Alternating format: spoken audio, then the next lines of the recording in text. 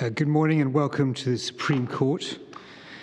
We're going to hand down judgment in the case of PWR against Director of Public Prosecutions, Akdogan and another against Director of Public Prosecutions. The oral summary of the judgment will be given by Lady Arden. Good morning. Under Section 13 of the Terrorism Act 2000, it is a criminal offence for any person in a public place to carry or display an article in such a way as to arouse reasonable suspicion that he is a member or a supporter of a proscribed organisation. A proscribed organisation is one that the Home Secretary has proscribed because it commits or participates in terrorism. In this case, the appellants took place in a public demonstration in January 2018 against the perceived actions of the Turkish state in northeastern Syria.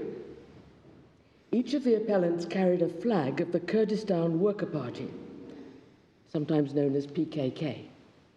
And that is a proscribed organisation for the purposes of the Terrorism Act, or it was at the relevant time.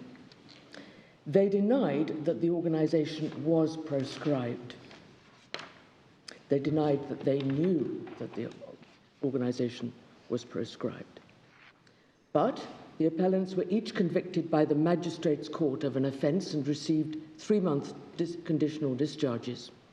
This penalty is used where the sentencing judge does not consider that it is appropriate to impose a penalty on that occasion, provided that the defendant does not commit any further offence for 3 months. So the penalty is not serious in itself, but the conviction is a very serious matter for these appellants personally, because each enjoyed previous good character, because this offence is likely to be considered, or may be considered, a terrorist offence if they are asked if they've ever been involved in a terrorist offence. The appellants appealed to the Crown Court. The appellants contended that it was an ingredient of the offence that each defendant knew that his actions would arouse a reasonable suspicion that he was a member of or supported a proscribed organisation. The judge rejected the argument but stated a case for the opinion of the High Court. That statement of case asked whether it was an ingredient of the offence that a defendant should know that their actions would arouse a reasonable suspicion that he was a member or supporter of a proscribed organisation, and also whether the offence was compatible with Article 10 of the European Convention on Human Rights, which guarantees the right to freedom of expression.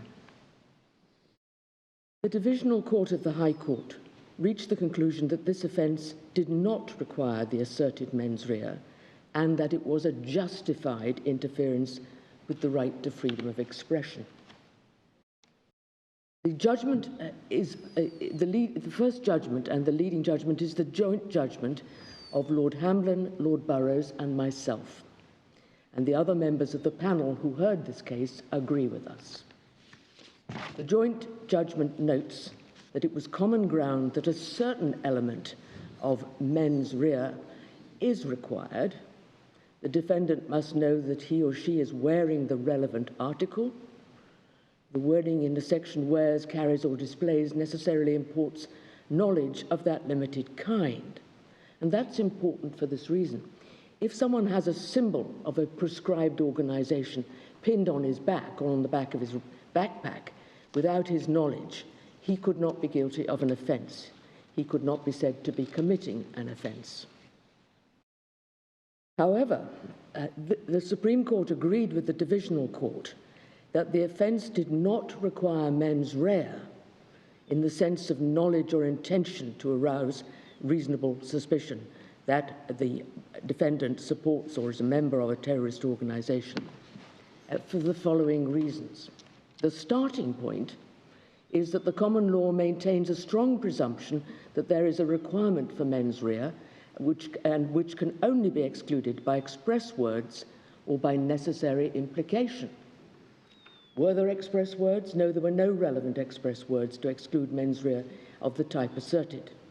Was it excluded by implication, by necessary implication, as required? As to this, the Supreme Court held that by reference to the words, the context, and the purpose of Section 13.1, the presumption of mens rea was rebutted by necessary implication. As to words, there is an objective requirement for reasonable suspicion of support for the organisation. And this was indicative that there was no mens rea, which would be a subjective matter.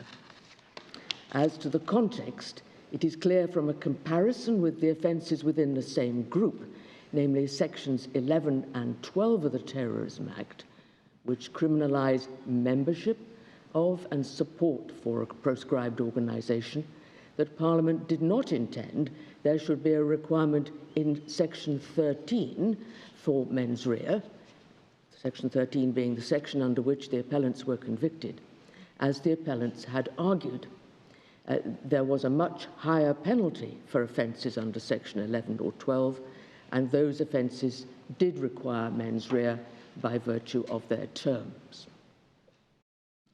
As to purpose, because I said it was words, context, and purpose, as to purpose, the purpose of Section 13 is to enable proscription to have practical effect and to prevent the risk of disorder.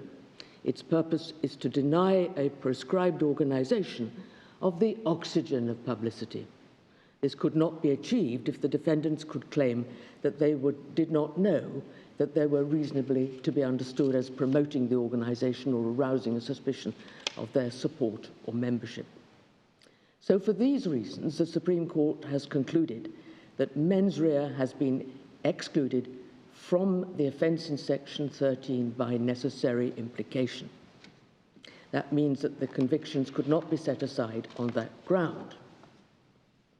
That takes me to the second issue, that of Article 10 of the European Convention on Human Rights. The appellants argued that their convictions would involve a violation of their right to freedom of expression, and that is guaranteed by Article 10 of the European Convention on Human Rights. And they argued that the violation could not be justified. Now, Section 13 does not expressly refer to freedom of expression, but it is undoubtedly a question for the court as to whether the offence is incompatible with that Article 10. The Supreme Court accepts that a conviction under Section 13 would be an interference with the right to freedom of expression under Article 10, so that means it would have to be justified if there was to be no violation. But the right is a qualified right, and under Article 10.2, freedom of expression can be restricted in circumstances. But the interference must be proscribed by law. Secondly, intended for one or more of the aims set out in Article 10.2, which are relevantly to preserve national security, prevent disorder, or protect the rights and freedoms of others. And thirdly, necessary in a democratic society to achieve those aims. Moreover, and this is another matter to be borne in mind, the European Court of Human Rights has stressed that each of those matters must be shown convincingly in the case of a violation, an asserted violation of Article 10. The Supreme Court was satisfied in this case that each of those requirements was met. In particular, the purpose of the offence was to protect national security and therefore the interests of others.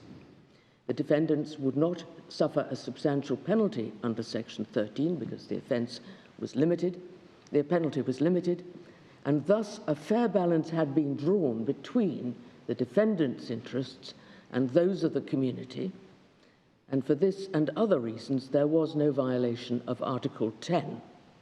It was justified interference.